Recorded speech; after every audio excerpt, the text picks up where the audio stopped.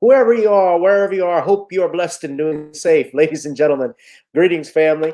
Of course, I'm tuning in. You see me without the glasses off today, but if you're looking for some opportunities, particular advertisement opportunities, then look no further at the link at the bottom to my email address. You can hit me up for advertisement opportunities. We are supporting and promoting your businesses here on this channel. You can also, if you would like to donate and subscribe to our Patreon, a link is at the bottom as well. So you have multiple ways in which you can advertise with the platform by emailing me when we go on through our live stream.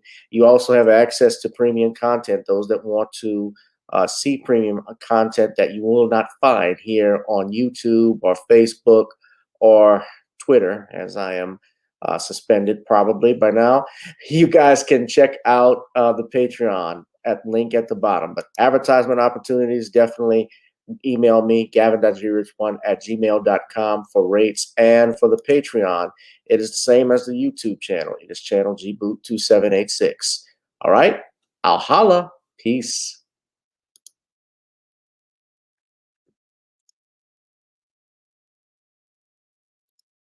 Gavin, also known as G-Boot. Born and raised in New Orleans, Gavin and his father created an authentic Creole-style seasoning called Nani's.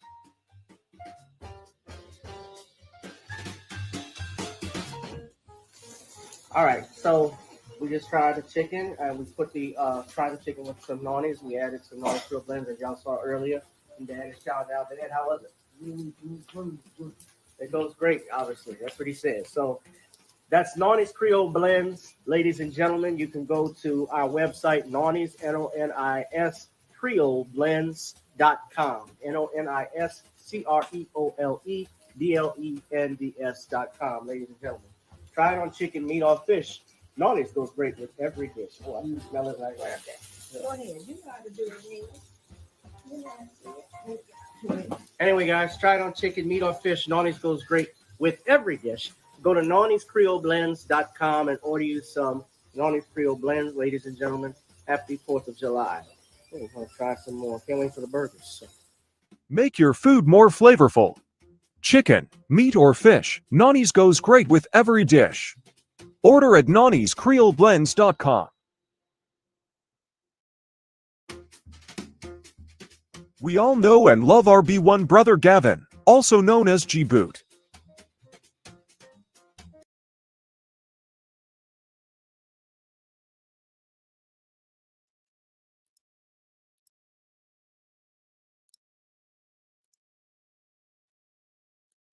You don't support reparations. Why not? Not everybody suffered equally. I mean, when you go into slavery, it's much more complex than all white people were the oppressors and black people were the victims. If you dissect it, you will find there were about 3,700 free blacks who owned 12,000 slaves, black slaves. The question is, do the descendants of those free blacks who owned black slaves, do they pay? Blacks really benefited more the first 100 years after slavery we have in the last 50 years. I was born in 1937 during the Depression. Everyone in my small, low-income black community, 98% of the households had a man and a woman raising children. Elderly people could walk safely in that community without fear of being assaulted by their grandchildren. Never heard a gunfire during that time. Never heard of a child being shot to death in the crib. But there are 50 children today who have been shot and killed in our cities. If you're talking about remedies, we've got to look beyond saying that every solution has to have a winner and a loser. And blacks can only benefit if whites lose. We have to be defined more than just victims of oppression. When whites were at their worst, blacks were at their best. When we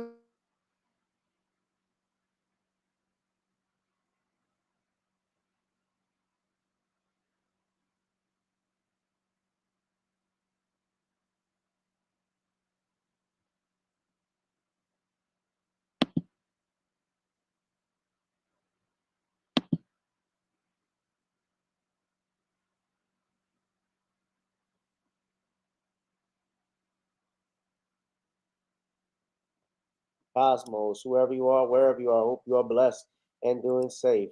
Of course, what you're seeing here is we're starting off with our first topic, uh, elders versus old fools. Before I guess, so the video can finish buffering, of course, we like to acknowledge that you can support our channel. As you know, we are on the shadow ban by contributing uh, to the Cash App, PayPal, Zelle, Venmo tickers that you see at the bottom of the screen, ladies and gentlemen. You can also uh, you can also support me by going on Amazon Kindle and ordering the Commonwealth of Pennsylvania versus William H. Cosby. That's on Kindle. Please get that. That is a must-read book. It's the destruction of due process in the United States, and we're going to talk about that as we discuss some more fallout going on with our brother Jonathan Majors. Also, these McCurtain County officials caught on tape spewing and wishing for violence against blacks. That's another issue we want to talk about. So we want y'all all in here tonight. Of course, you've got the Patreon and email, and we are joined by our brother Sean James, who is in the building. But let me finish playing the video so then Sean can come in and hear, because he was listening earlier like you all. But let me rewind it a little bit for you all, and we can hear what this old this is not a elder. This is not an elder, ladies and gentlemen. We were brought up, especially here in the South. I was brought up to respect my elders. This is an old fool. It looks like the video stopped on him. Even the computer got tired of what he was saying. But no, I'm going to try and replay it for you all. Support reparations. Why not? Want to make sure. Not everybody suffered equally. I mean, when you go into slavery, it's much more complex than white people were the oppressors and black people were the victims. If you dissect it, you will find there were about 3,700 free blacks who owned 12,000 slaves, black slaves. The question is, do the descendants of those free blacks who owned black slaves, do they pay? Blacks really benefited more the first 100 years after slavery we have in the last 50 years. I was born in 1937 during the Depression. Everyone in my small, low-income black community, 98% of the households had a man and a woman raising children. Elderly people could walk safely in that community without fear of being assaulted by their grandchildren. Never heard a gunfire during that time. Never heard of a child being shot to death in the crib. But there are 50 children today who have been shot and killed in our cities. If you talk about remedies, we've got to look beyond saying that every solution has to have a winner and a loser, that blacks can only benefit if whites lose. We have to be defined more than just victims of oppression. When whites were at their worst, blacks were at their best. When we were denied access to hotels, we built our own. We have to communicate to our people the history of how they achieved in the face of oppression. But if we continue to sit back and say all of the challenges that we face in out of wedlock births of violence, that somehow the control of that is in the hands of white America, and therefore until white people change, there's nothing that we can do. This sets up a terrible situation for this nation. The big crisis. Oh my gosh. Okay. Sean, we're bringing in Sean James, the author of The Man Crisis, The Woman Crisis, and even a Future Children's Crisis, I think, especially what we saw in Chicago this past week. Sean, good evening, Yeah. Sean. How you doing? I'm fine, Gavin. How are you? All right. First off, why don't you tell everybody, do you have any new books that are out or new projects you got working on? Well, right now, the SJS Direct 23 catalog has kicked off with John Haynes' Godbreaker, which is available in paperback and Kindle format right now, and in digital format at other online booksellers like Smashwords, the iBookstore, Google Play, and Barnes & Noble.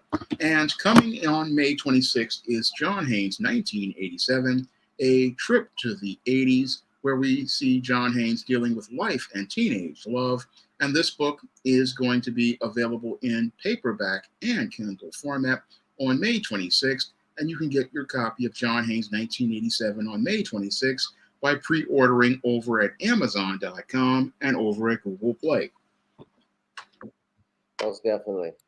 Now, Sean, let us dissect what Mr.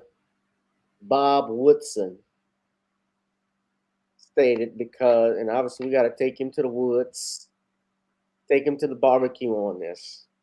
Yeah, I'm going to have to roast him up on this. Now, first off, they're on Dr. Phil.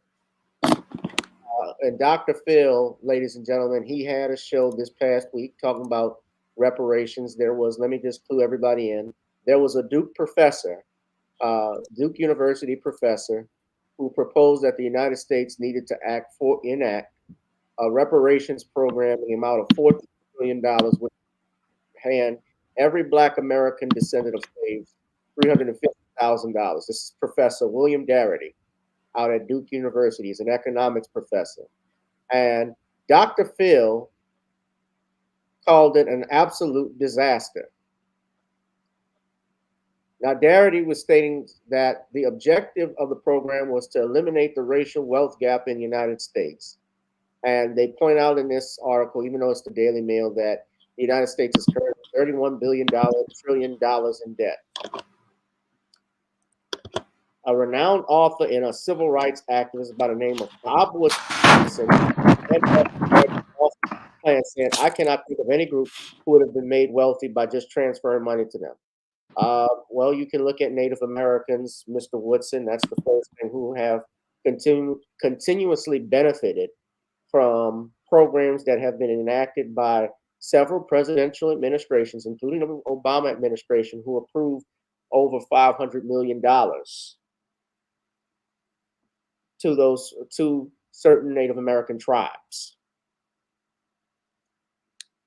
I put up the article and showed you there were acts that were put in place that did these things, that have such things. Let's not forget Japanese Americans who got reparations for being placed in internment camps, as well as Jewish groups, Jews even here with American corporations that benefited or profiteered from the Holocaust. They are still sending money over to Israel today. Now, I don't know Bob. I've never heard of this activist, Bob Woodson. I can tell he's probably been hit in the head a few times while holding a sign saying we shall overcome. But he gets on Dr. Phil's show and talks about this. And Dr. Phil, who, first of all, is a white man, does not speak for me, can't speak for me, has never set foot in any Black man's shoes. And he says it's going to be embarrassed. First of all, the United States government doesn't have the money. This was one political writer who was also on Dr. Phil's panel. He said, Joshua Ferguson said the U.S. government doesn't have money. All of their money comes from taxes. To say you're not going to take it from people today, you're right. You're going to take it from future generations. Now, Sean, what say you about the interview? Because there's a lot that this gentleman said that was wrong, especially when he talked about Blacks that own slaves. Now, I will say this to you all, and Sean, that while it is true there were Black slave owners, and he was correct about the number of 3,000, you had at least 3,775 Black, including what they call mixed race slave holders in the South, who owned a total of 12,760 slaves. This was in 1830. Now let me pull up the numbers for you all. Okay.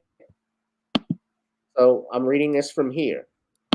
And 80% of the Black slave holders were located in Louisiana, South Carolina, Virginia, and Maryland. But 3,775 Blacks, which was a small percentage of a total of over 2 million slaves held in the South. So, and then they get Henry Louis Gates. There was an article he did with The Root, and Henry Louis Gates, as we know, has had a history of trying to excuse white supremacists. He says the percentage of free black owners as the total number of free black heads of families were quite high in several states, namely 43% in South Carolina, 40% in Louisiana, 26% in Mississippi, 25% in Alabama, and 20% in Georgia. Now, some black slaveholders, actually, not all, there were some who were free blacks that used their notoriety, their wealth, to buy as many black slaves as they could, some who were family members, and to help them during slavery, basically to prevent some of them did it to prevent their burdens from being harder. Now, that doesn't mean all of them were like that. A lot of them did use it for wealth, because that was the purpose of slavery, was wealth. But let's not also forget Native Americans owned slaves. Some of the Cherokee and other four civilized in the Southeast bought black slaves, and they continued the practice after they moved to Indian Territory in the 1830s.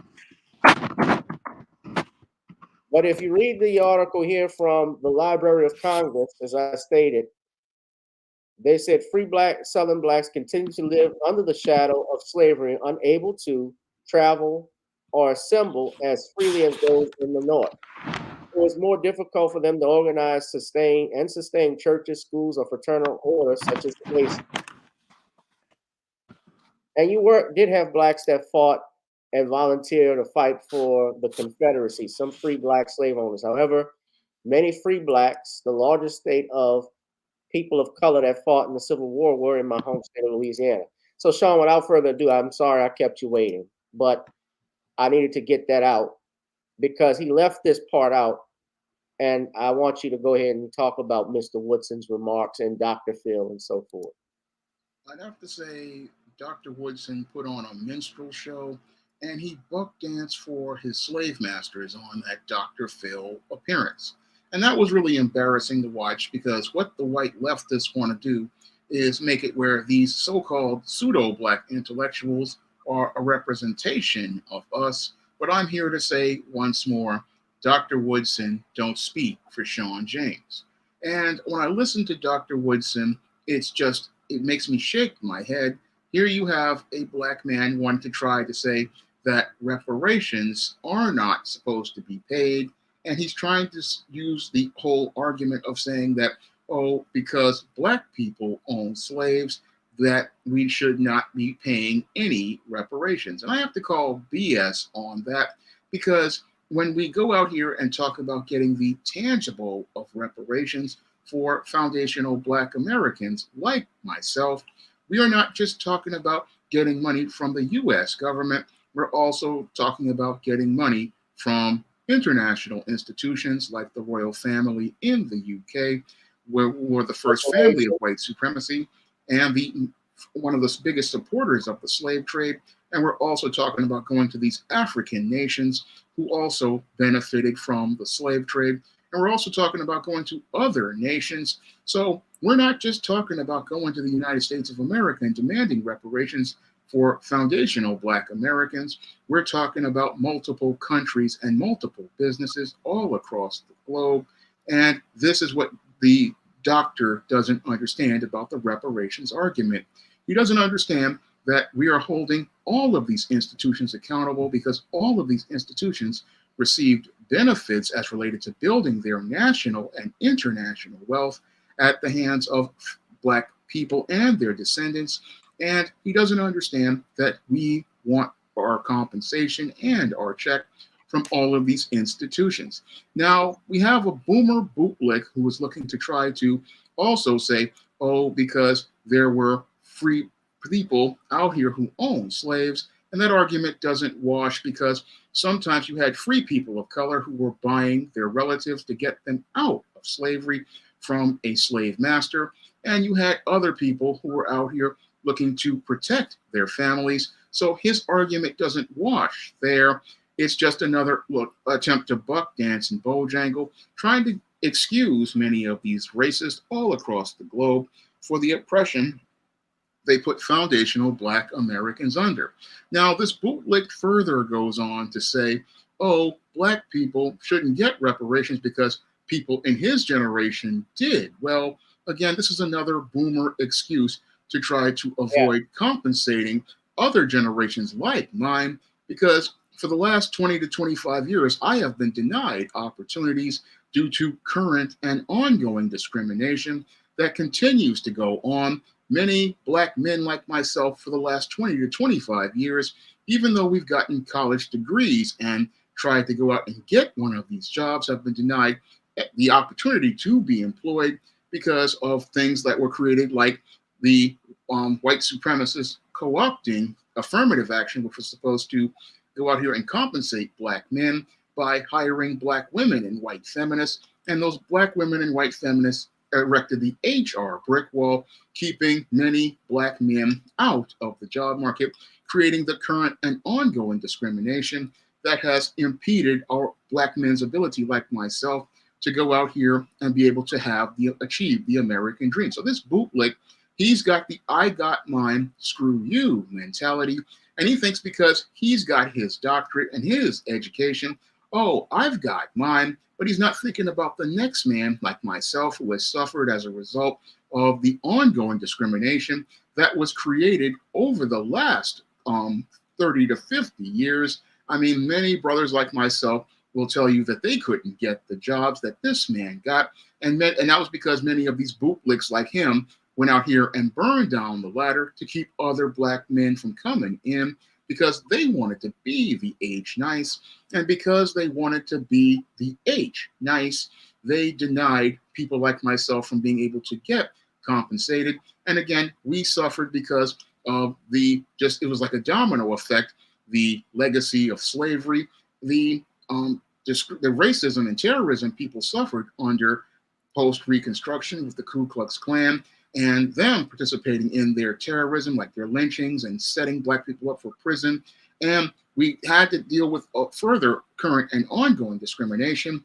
And that's why we want reparations, because reparations was about making a Black community whole, because we lost a lot of Black-owned businesses. We lost a lot of our own economic base due to nuke court sabotage from programs like the Great Society.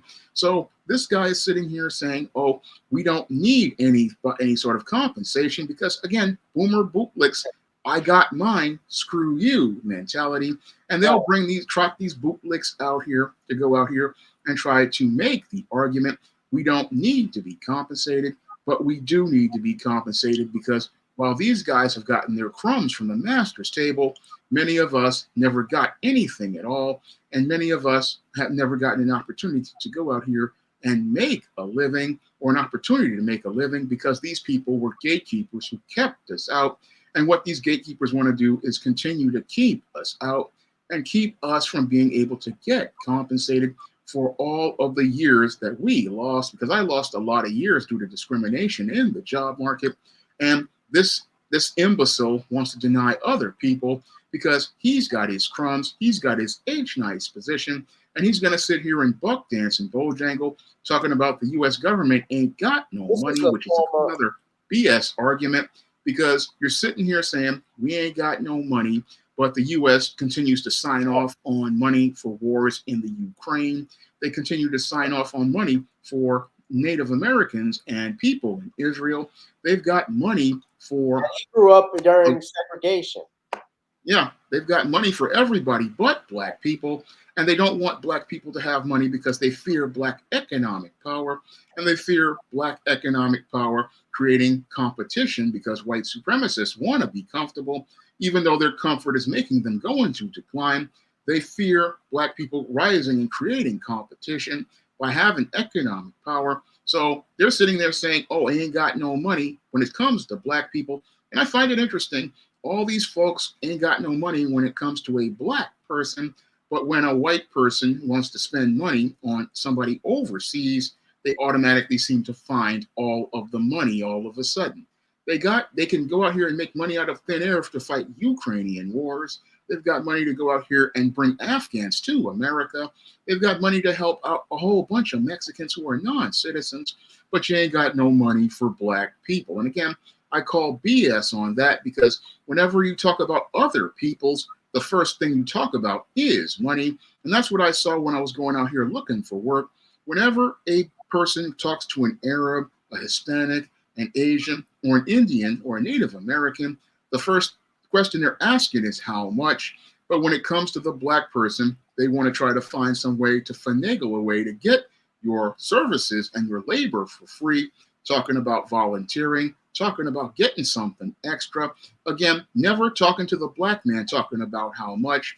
And they don't want to talk about cutting the check, because we got bootlicks like this who want to cut in front of us and go out here and make excuses for massa, not understanding that while you may have yours, you may not have it for long. And the way when you cut us off from getting our check, you cut yourself off from being able to make any money. So this type of bootleg wants to keep us from getting the check, because they want to stay in their position as an age nice. And if we have our money, they can't be the age nice, because there are more of us. And this is why these bootlicks are dangerous, because they want to continue to maintain their power base. They're not about looking out for us. And that's why we've got to cut ourselves off from these individuals who keep us from getting a check cut for us. Yeah, well, and the thing is, when you listen to this, what he was saying, number one, he talked about how we even, even during segregation, we profited, and then what was, we built our own hotel. The problem wasn't that the thing is that it's not a problem that you built your own hotels. You're forgetting there were laws that stated you couldn't go into another person's hotel because of what you look like. Yeah. That's the problem. And then on top of that, let's not forget, when we talk about reparations, it is not just about slavery. The after effects of slavery, Jim Crow, lynching, you were talking about being denied the right to vote, even with the 13th, 14th, and 15th Amendment that gave black citizenship, that abolished slavery, and gave you the right to vote. You had Klansmen, some of whom sat on city council, that were in City Hall, that sat on the judge's bench, that made decisions that impacted your life. People that were served as in your police department, that prevented you, scared you from going to vote, not to mention also buying property, which is another big thing, and wealth, real estate. How many people made millions? Think of the land that blacks owned. I have family members, especially that live out across the lake, not across the lake, excuse me, across the river, out in Harvey and in Harvey, and they basically were intimidated to sell their property over. That land is now worth millions, especially to the shipping industry. What about that? So what I bring to you all, and I'll bring this to your attention, just because somebody old is old, that doesn't mean they're wise. Like that, like Jason Black said, these old niggas. It's old Negroes like this that are setting you back. And they get to be the ones to make decisions. This guy, by the way, Bob Woodson, I was just reading, has an award named after him out in for the Department of Urban Housing and Development, because he worked for them, was employed previously. I think he's retired now, and he runs the Woodson Center. But you look at this, he was a member of the NAACP, National Urban League, and what have they done for black people? Not a damn thing. He has an award named after him where he's previously been employed, the Robert L. Woodson Award.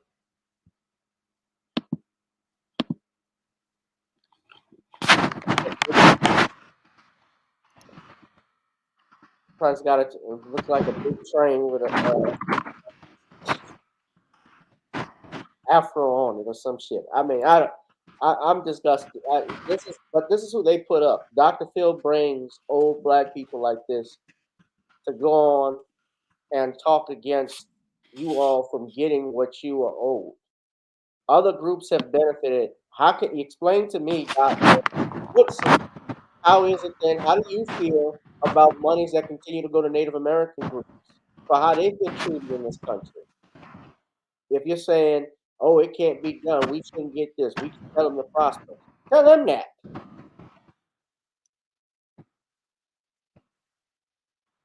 And this happened before. I don't know if y'all have ever seen this video. There's a video on YouTube. Malcolm X is being interviewed. Uh, Malcolm is being interviewed by someone, and they get a black person while Malcolm is talking to try and refute what he's saying. I want y'all to watch it. I'm about to pull it up. He's literally being interviewed in front of I don't know if you've ever seen this. I don't think I have. Let me see if I can pull it up.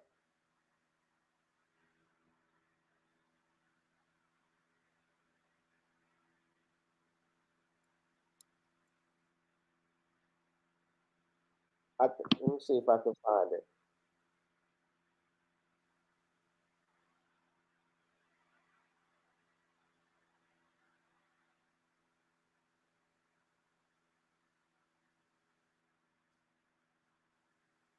I'm trying to find it, y'all, but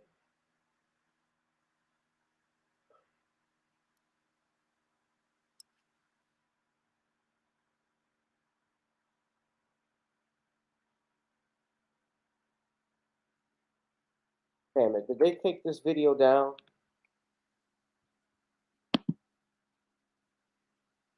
But I remember seeing it. He's literally it's out. It was shot outside of a bus depot. It looked like, and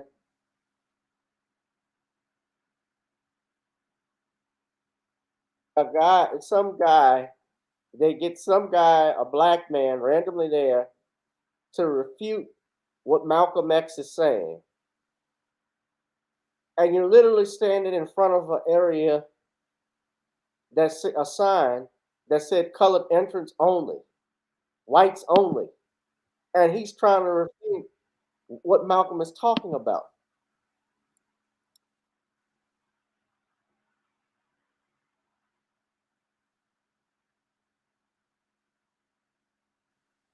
Okay, here it is. Yeah, I found it. Watch this.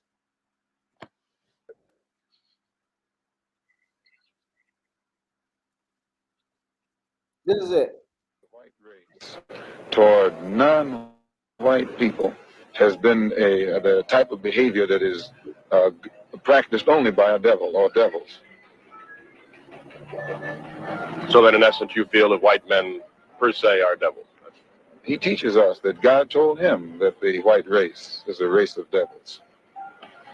Teaching this kind of a doctrine of hate and a doctrine of separationism is bound to inflame the passions of people, wouldn't you imagine? The deeds that the white man has committed against black people is what is inflaming black people. There's no teaching inflames anyone. It's what you do to a man that inflames him. And if the white man wants black people to love him, then he should do something to warrant that love. The entire Negro population, the group feels the way you do about it. I think they're probably more than willing to take their share of the world that's available to them and enjoy themselves in it. How about you? I have no comment on this. If he doesn't think that very many Negroes think like I do, then he is being mighty naive. Do you think that Negroes are going to continue to live in a society where dogs can be sicked on them at will and not do something about it? You're out of your mind. Is there anyone here that would like to comment after having heard what Mr. X said? No, I didn't. How about you, sir? Would you like to comment? I don't agree with him because I'm not a follower of Muhammad myself. I think that all people have been mistreated in some form or another. But I don't agree with him. I don't follow Muhammad. I don't think anyone should follow one man. I think they should follow their own conscience. I think the main problem of most Negroes is that they feel sorry for themselves. And I think that this keeps them back much more than they would be if they didn't feel so sorry for themselves. If Martin Luther King, Roy Wilkins, or any of these compromising Negroes who say exactly what the white man wants to hear is interviewed anywhere in the country, you don't get anybody to offset what they say. But whenever a black man stands up and says something that white people don't like, then the first thing that white man does is run around to try and find somebody to say something to offset what has just been said. This is natural, but it is done.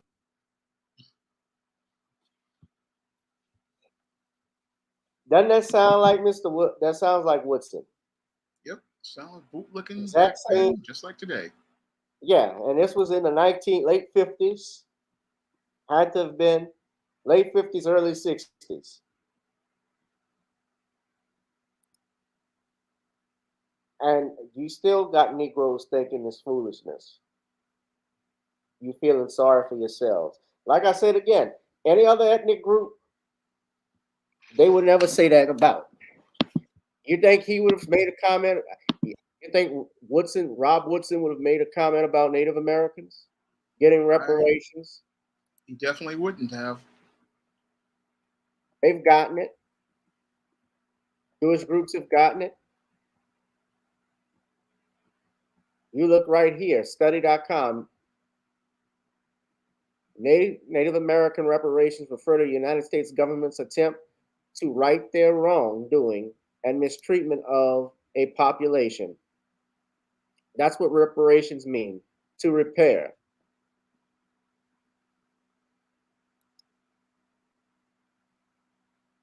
They had a New York Times article talking about how the United States tried to control how it paled out. They put this out. Had America tried reparations before, and I haven't even looked at this yet. But I'm going to actually put it in the chat so y'all can take a look at it. But basically, from looking at it, they're trying to say that Native Americans did not get full control of money awarded to them. Well, what actually happened, and is still happening, is that they're continuing to pay monies out to Native American groups. The Obama administration had approved monies to Native American groups before he left office. You also had Japanese, let's not forget, during World War II, the Japanese internment camps. They were given $20,000 each. More than $1.6 billion was paid to 82,219 eligible claimants. This was under they had something called the Japanese American Evacuation Claims Act of 1948 that was offered to compensate for real and personal property that they had lost.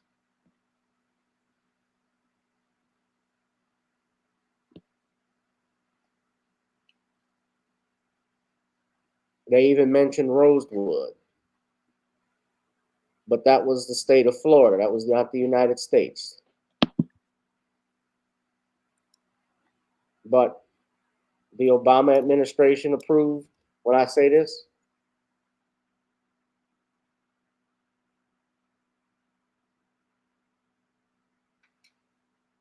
he signed the Tribal Law and Order Act. He approved funding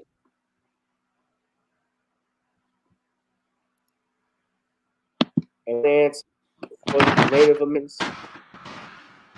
He supported the American Recovery Act of 2009, which allocated $510 million for the rehabilitation of Native Americans.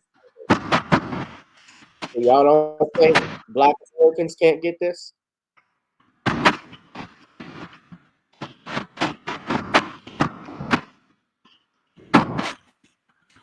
You should be able to get it all. Yeah. Y'all don't let nobody tell y'all what you want. Hit that like, share, and subscribe button. ladies and gentlemen. This is what I was talking about. They received 400 right before he left office, $492 million to 17 American Indian troops to settle long-standing disputes over mismanagement.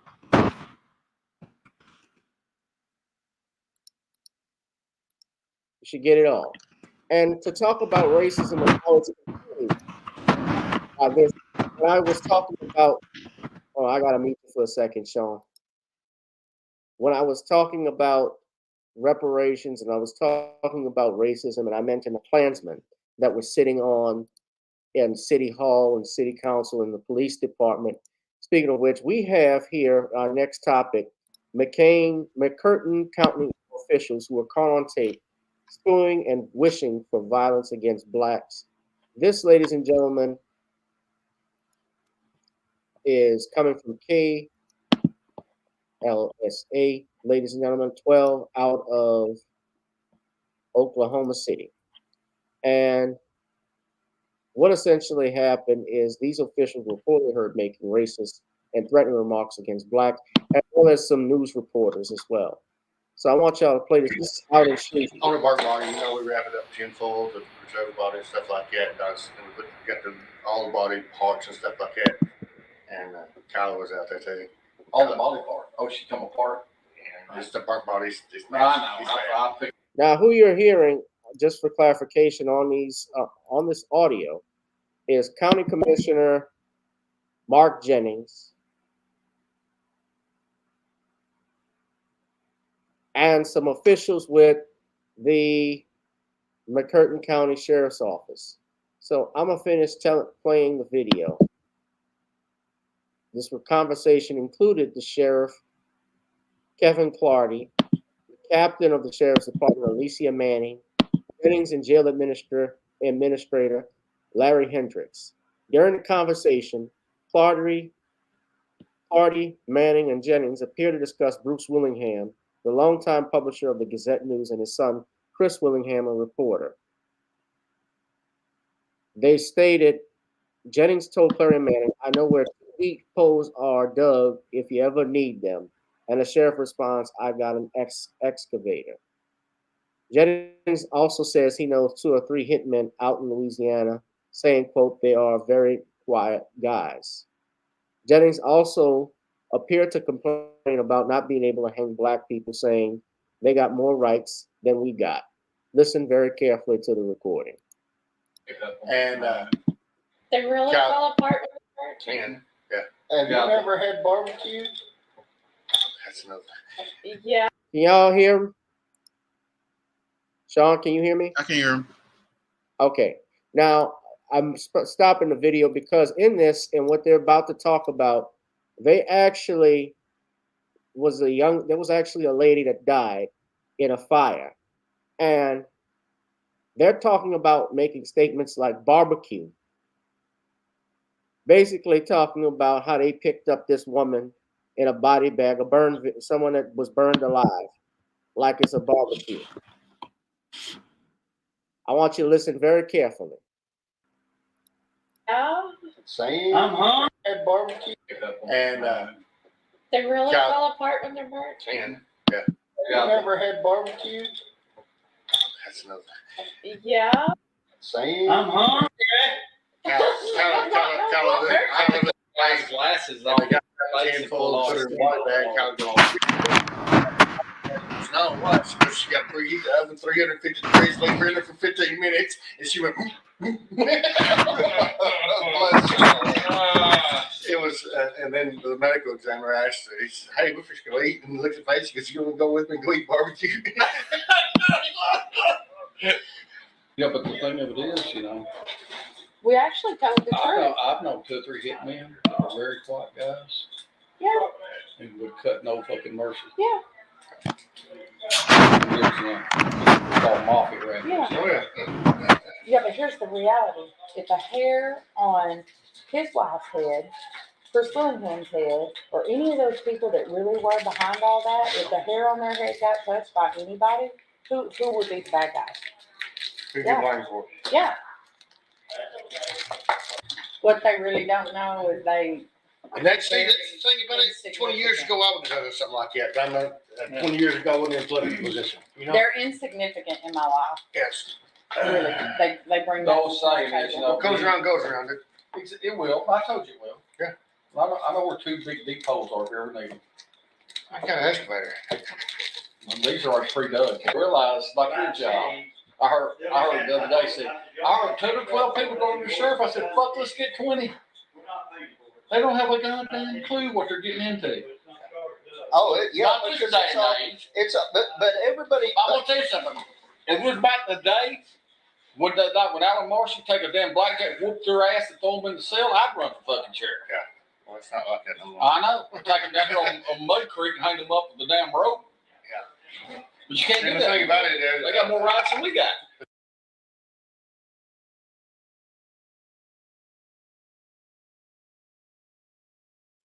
Attorneys for the former commissioner, because Mark Jennings actually had to step down, stated that the audio they heard was edited. But here's the question: if it were edited, it's hard to believe that because those people because the response and rebuttal to that is that this recording was at a public place.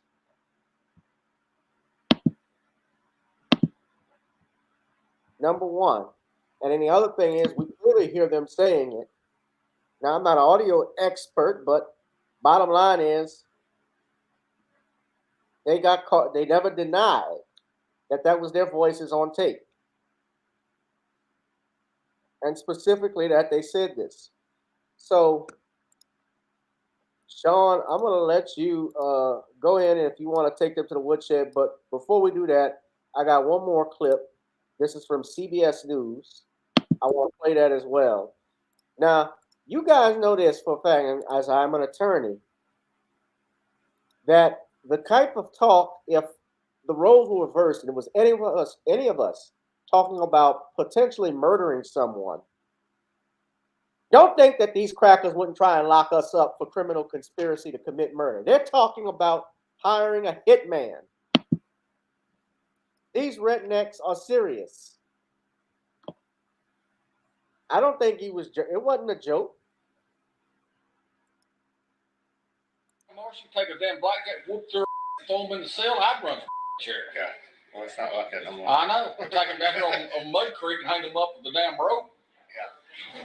But you can't do And that. the thing about it is, they got more rights than we got. Disturbing words recorded after a March 7th McCurtain County Commissioners meeting at the center of a scandal. A McCurtain Gazette investigation detailing the threats made against two of its own, allegedly by some of the county's biggest leaders. I know where two big deep holes are here. We need them. I got an excavator. On Monday morning, I would see my resignation letter. I would not even show my face. I would be done. Idabel Mayor Craig Young is not mincing words, saying he's disgusted by what he's seen and heard. He and Governor Stitt are calling on the McCurtain County Sheriff, District 2 Commissioner, County Investigator, and jail administrator to resign for their alleged involvement in the conversation. This is 2023, and those guys are making accusation statements of lifestyle in the 1980s. That's 100 years back.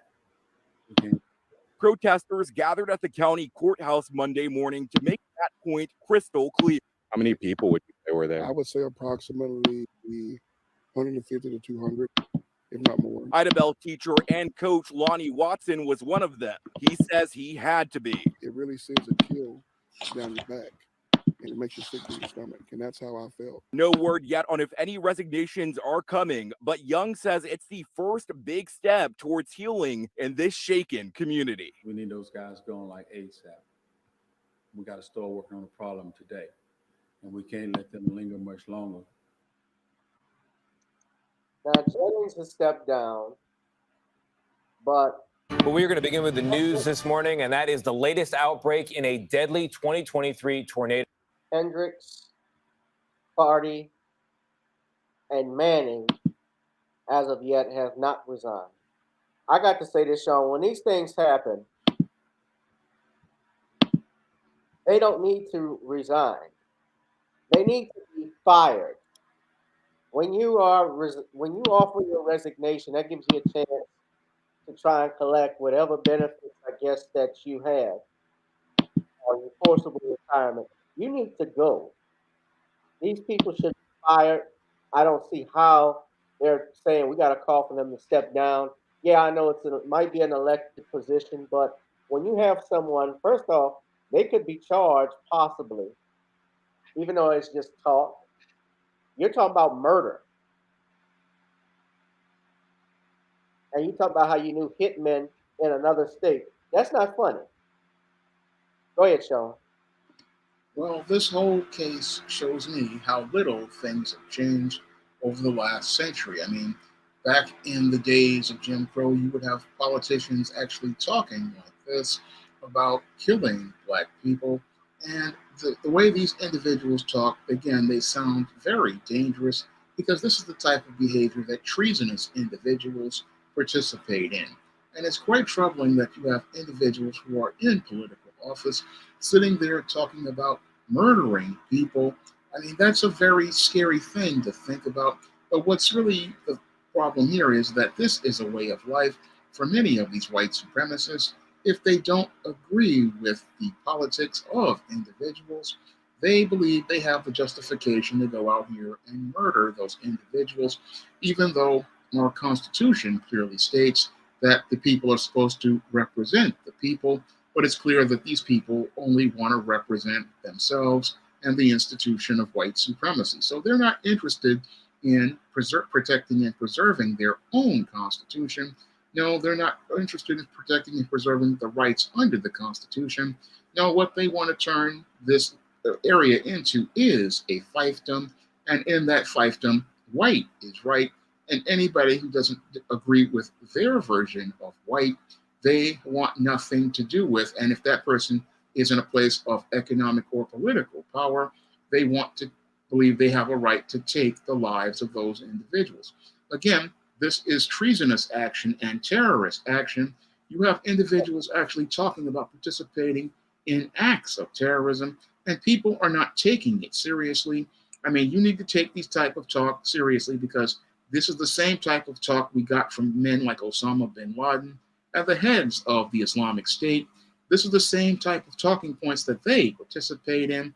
And these individuals are terrorists because you're sitting there talking about undermining the rights of people under the Constitution, saying people have more rights than others, and then wanting to try to impose your own standard. Again, no different than terrorists like the Ku Klux Klan, no different than white supremacists in the past. And again, there should be campaigns to get these individuals out of office because these individuals have basically violated the public trust, and we need to be looking to remove these individuals, not ask for their resignation, remove them from office, send them out in an ignominious fashion to send a message to everyone that terrorists will not be tolerated. Treasonous individuals against the Constitution will not be tolerated because these individuals, they basically talk about how they're patriots, but they're actually hypocrites. And these hypocrites want to sit there and say that they're fighting for America, when in actuality, they're fighting against everything they say that the founding fathers were about. And that's why we have to stand against these kinds of individuals, because this type of racist is a terrorist. And again, they want to create their own tyrannical fiefdom where blacks are second-class citizens at the bottom of the world, and they believe a black person's life doesn't matter, and they have every right to take a black person's life just because they are there. And that's what makes these individuals monsters. And again, the way you deal with a monster like this is you've got to get them out of office before they can go out here and use their political power to participate in political terrorism. Yeah. Yeah. This is political terrorism, and nothing was funny about it. This wasn't a joke. They meant what they said. The only thing they're sorry about is that they got caught, though they haven't really offered any apology, like I stated before.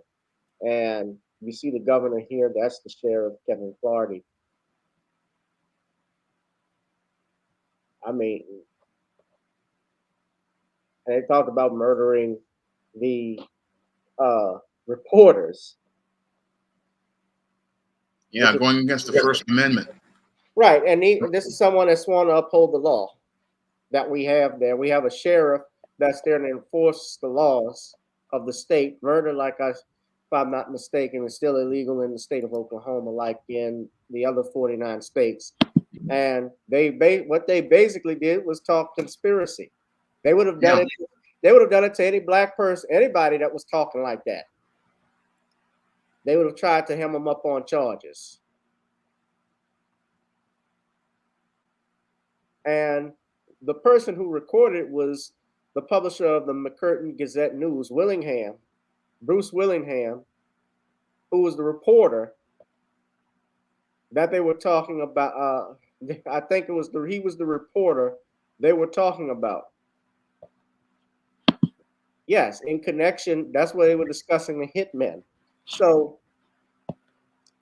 he left the recorder in the room after the meeting because he suspected the officials were still doing business after the meeting had officially ended in violation of state law that requires all meetings of public bodies to be open to the public. If that's not grounds for dismissal, I don't know what is.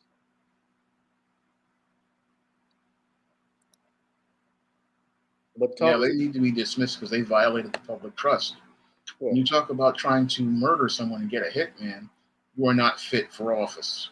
Yes, but talk to Bob Woodson, see if he thinks the people there thinks if black people still need reparation. He probably hug and forgive these individuals. Oh, they just doing their job. Y'all hit that like, share, and subscribe button, ladies and gentlemen. Hit that notification bell. I got one last topic, Sean. I know you're got to run. But this is the last one. It's more fallout over what's going on with Jonathan Majors. How many of you have been following, obviously, what's been going on with Jonathan Majors by show of hands in the chat? We talked about it on Tuesday. We talked about how he was dropped from his agency. Now something else has happened. I don't know if you saw this, Sean, but it was brought to my attention through Twitter. I found out that Majors has actually been dropped. He was in running to play Otis Redding in a biopic. And according to the reports that were released from Deadline, as well, I think it was also on BT News, they reported that he has been dropped from this project, not even considered. The news comes because, as many of you may or may not know, there has been more reports that more women have come out accusing Jonathan Majors of abuse. So several projects he was slated to star in, including the feature adaptation of The Man in the Basement, has been dropped, as well as an ad campaign that he did for the Texas Rangers, MLB. Remember, I had the U.S. Army videos that were ads that were playing. I've seen them. They pulled those, so now the Texas Rangers, because Jonathan Majors is from Texas, right? So they've pulled those ads as well, and it's just more and more bad news for Jonathan Majors as this comes out. There's even reports that he is being released from supposedly, although it hasn't been proven yet, or they haven't discussed it, but they're talking about how he's going to be replaced as a Khan in the Marvel Comics series. As you know, he's actually slated to reprise his role as Kang in Avengers: The Kang Dynasty. I said Khan, sorry. Avengers: The Kang Dynasty and Avengers: Secret Wars. And he was also set to play Dennis Rodman in Lionsgate's 48 Hours in Vegas. I don't see how he could be Dennis Rodman. That I don't know, but he's who they're going with. They've never named that Ebony photo shoot. You could possibly pull it off. If he does another Ebony photo shoot, yeah, he'll probably get another chance. I don't know, man. It looks like they are pulling out all the stops on him. Now, his lawyers recently, there has been video footage that they state that obtains that exonerates him. Supposedly, he was hit are assaulted by his girlfriend. And there are video footage now, and we're going to play some of that. This is courtesy of Extra, where after the supposed incident occurs, they have her dancing in the club, having a good time, continuing to live her life. Don't know for a fact, but let's just go see here. They've never released her name yet. Already facing 11 misdemeanor charges, a dramatic new turn in the case against Jonathan Majors. The breaking news: multiple alleged abuse victims have reportedly come forward to cooperate with the Manhattan District Attorney. Variety with that headline, and new questions about his future in the Marvel Universe. Thought you could win. Jonathan is still set to reprise his role as Kang the Conqueror in the Avengers, the Kang Dynasty. Could bank a $20 million payday. It's a whole different fandom. It's a whole different level. With all of that on the line, Jonathan's legal team is ramping up their defense, releasing screenshots from surveillance video and police body cam of the alleged victim after the incident.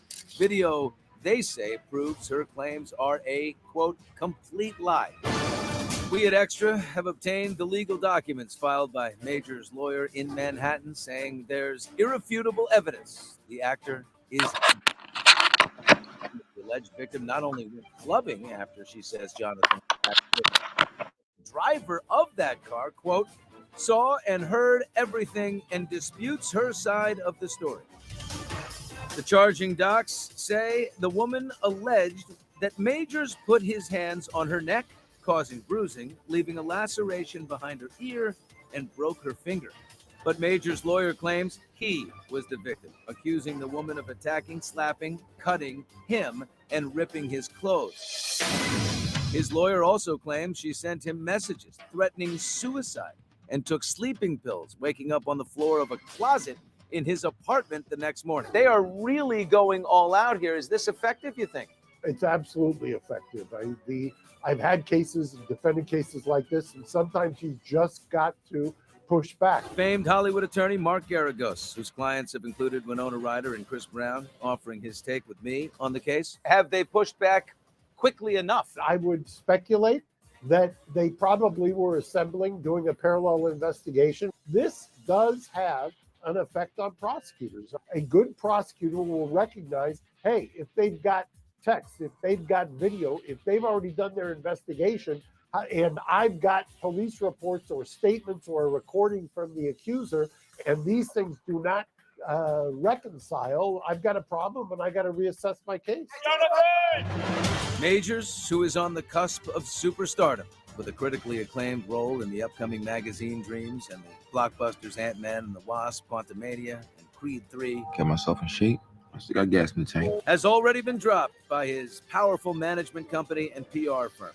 His future in Hollywood uncertain at best. Sometimes the stench of allegation can be enough. Oh, I absolutely agree. Just the smell of everything that's going on is pretty problematic. Sean Edwards, a film critic and executive producer of the Critics' Choice celebration of Black cinema and TV, says Hollywood insiders are closely watching the case. And now it's the word multiple. How much do you think that pushes his chances of overcoming this? That's a game changer. if there are multiple allegations, it's a done deal. It's over. Majors is due back in a New York courtroom on May 8th to answer to multiple assault charges.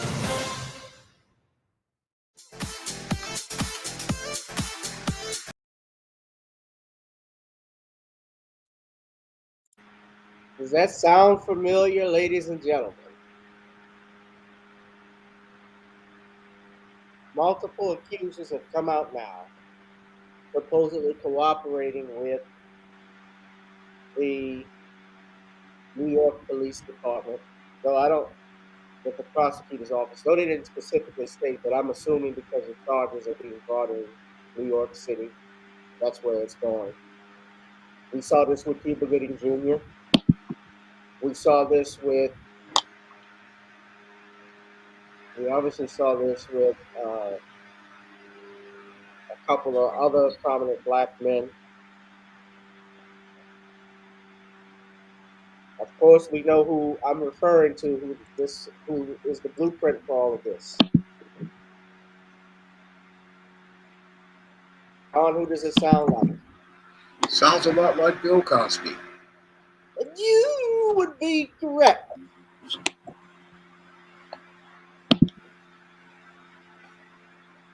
They actually got, I haven't even watched this, but Lily Bernard apparently, oh man, who's even paying to her shit? Who's paying attention to what she's saying? But she just they did an episode of talking about being assaulted by Bill Cosby, navigating narcissism. I don't even know What if I happens? Red Table Talk.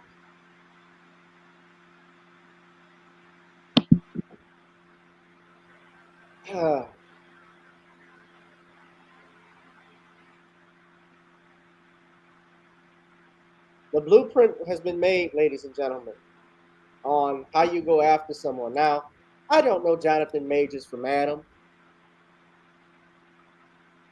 I've never met the man.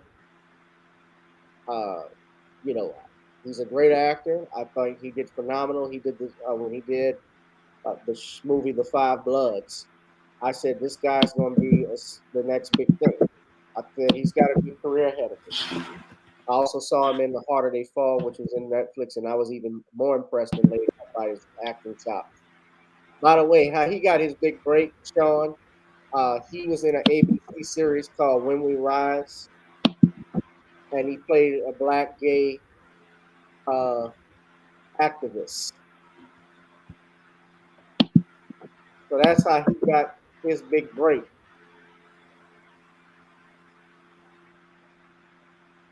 He played Ken Jones.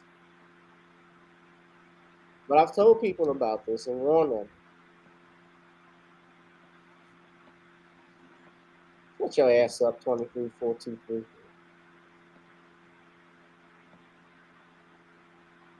Put him in timeout.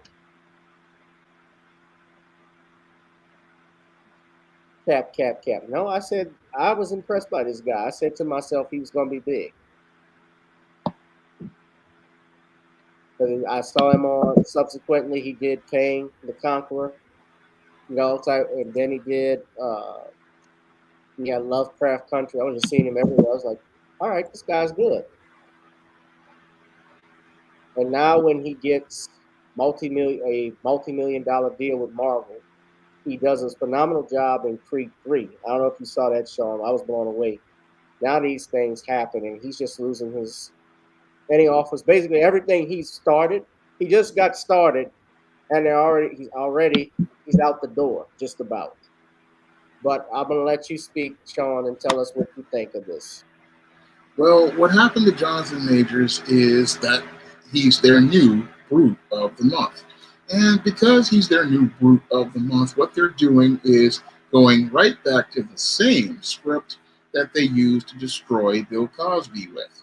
And that script is to take an allegation of a domestic violence or some sort of assault and then try to paint Jonathan Majors as a black brute. And sadly, Jonathan Majors, because he didn't watch the company he kept or take a critical examination of the world around him, he didn't see how he fell right into the white supremacist chess game where they look to checkmate a black man and check him right out of the entertainment industry.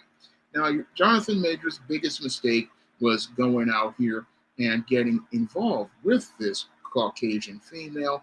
And as he got involved with this Caucasian female, he bought into the lies as related to the rainbow. And as he got caught up in the lies about the rainbow, white supremacy wanted to show him what color he was and was waiting for the right opportunity to tear down this black man. And these allegations allowed them to go out here and create a Me Too narrative around Jonathan Majors, turning him into the new brute of the month. And as they look to turn him into the brute of the month, we get them going right on the same script that they used against Bill Cosby, talking about how he was this violent sociopath. And now that's the case is getting ready to go to court. We've got all these women coming out making allegations. And I find that to be quite suspect because if Jonathan Majors was so violent, you would think those women at the time of the Me Too movement, they would have been out here making claims against Jonathan Majors. But I guess Jonathan Majors was not an A-list star at the time, so they didn't want to go to the police to file those police reports. And that's a critical question I have to ask about this whole situation. Where are the police reports as related to all of these allegations of domestic violence? I mean, if Jonathan Majors is such a violent predator as these women who are alleging with the prosecutor's office, then why didn't they file police reports to say that they had been assaulted by Jonathan Majors in domestic violence?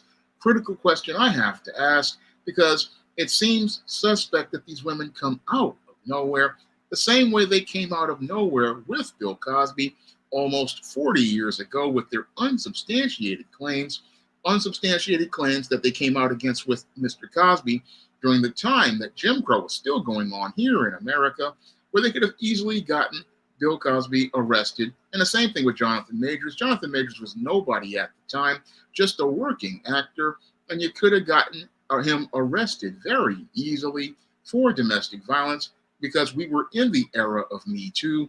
And with us in the era of Me Too, you could have easily made that allegation against Jonathan Majors back then. But I find it interesting they only come out when he's popular. Again, red flag for me as related to this subject. And again, showing me that this whole thing is basically an anti-black setup to demonize Jonathan Majors as a black group. And again, I find it interesting that they are all going all out to terminate Jonathan Majors and prevent him from getting work as related to many of these different jobs. But they will sit there and be silent about Dana White, who was caught on video assaulting his own wife. I mean, we saw Dana White, the president of the UFC, basically beating his wife in a video. Yet we don't see no Alvin Bragg going to file any domestic violence charges. I mean, the official police policy is, oh, we have to arrest an individual when we hear about domestic violence, but there are no cops looking to prosecute Dana White for the assault on his wife, nor in California are there any individuals looking to take any action against Ezra Miller in Hollywood as related to his numerous violence and domestic violence incidents. I mean, Ezra Miller is set to be the star of the Flash. Yeah, he's set to be the star in The Flash and is getting a full promotion from Warner Brothers. But Jonathan Majors is denied an opportunity to star in films, and that shows the hypocrisy of Hollywood and shows its anti-black racism. That is what we're seeing on display with this whole case against Jonathan Majors. Again, here in New York, Dana White can slap the taste out of his wife's mouth and beat her in a club during New Year's Eve. But the same prosecutor, Alvin Bragg, is not looking to prosecute Dana White, even with hard video evidence of his crime. He's allowed to continue to work. Same thing with Alec Baldwin, who basically killed someone on the set of his own movie. He's allowed, all charges are dropped in his case. Everything is fine. But the black man, he's going to lose his career, lose his job, and lose his freedom, possibly if this case goes on. I mean, his life can be destroyed, but the white men who do the same crimes are allowed to go on, showing us a racist and hypocritical double standard.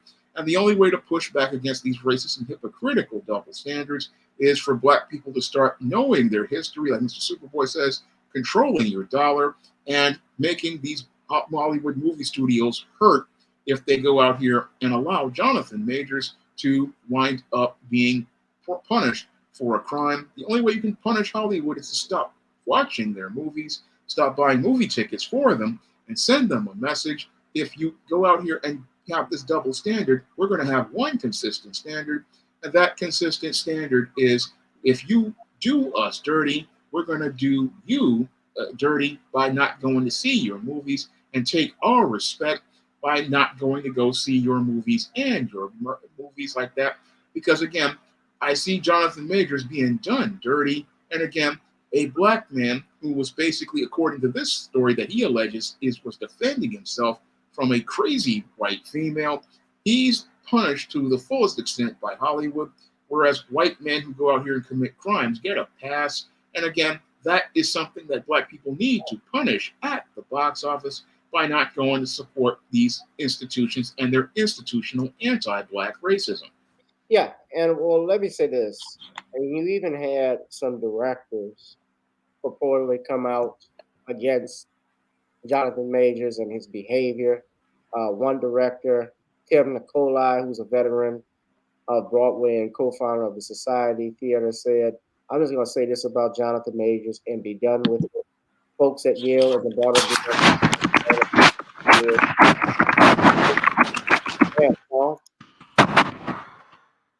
Yeah. He's a sociopath and abuser, and that is how virtually everyone speaks about him. It's a shame it took this long for him to be reported." Now, again, very well. I gotta mute him again. He's scratching over his mic. You had another director who didn't name A.B. Allen. He didn't name Jonathan Majors. And that's the thing. I found it interesting that they can point out that he obviously was talking about Jonathan Majors, but he basically stated that this actor who relatively new on the scene, who Twitter has violently fallen head over heels for, is in actuality a vicious, cruel, abusive human being, both professionally and in his personal life. And every new viral tweet about him drives me insane. And then he put this tweet out apologizing for what he said. He said, once I read the details, far more brutal than I expected. I wish I had something else to say. Everything I've known about has not been physical. There's not a huge leap at all for emotionally violent, professionally abusive people to become physically violent as well. But I was not made aware of it. This is uniquely horrific and very grave. So he regrets overly flippant tone here. I read the words alleged assault tweet talking about a shoving match outside of a bar or something, then posted this. But then he states he never knew or saw this actor to be violent physically. We don't know. And in America, you're innocent till proven guilty. Ezra Miller pled guilty to trespassing. He burglarized a home. They had a plea deal where they dropped the burglary charge and he pled guilty to trespassing. But he's been known to be violent, attacking ladies, just being a complete pain in the ass. And he's getting top billing in a DC movie.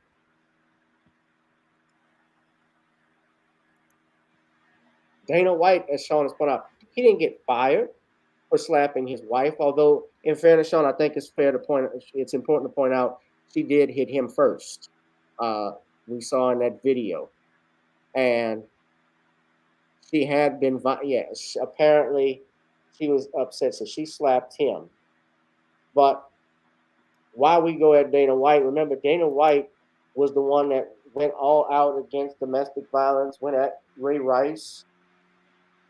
He talks about holding athletes accountable for their domestic violence, and he's caught doing it. He doesn't punish himself. And let's not forget his boy, Stephen A. Smith, looked out for him. Stephen A. Smith didn't go hard on him like he goes on Kyrie Irving. But yeah, we're going to continue monitoring this thing. I think I'm going to put this, before we get out of here, I'm going to put it in trivia. I want to know, do you think Jonathan Majors can come back from allegations? Do you think it's a setup? Do you think he'll be able to fight this off? But my main question is, do you think he'll back? So actually, I'm doing a poll. You can say yes or no. Do you think Jonathan's career is over?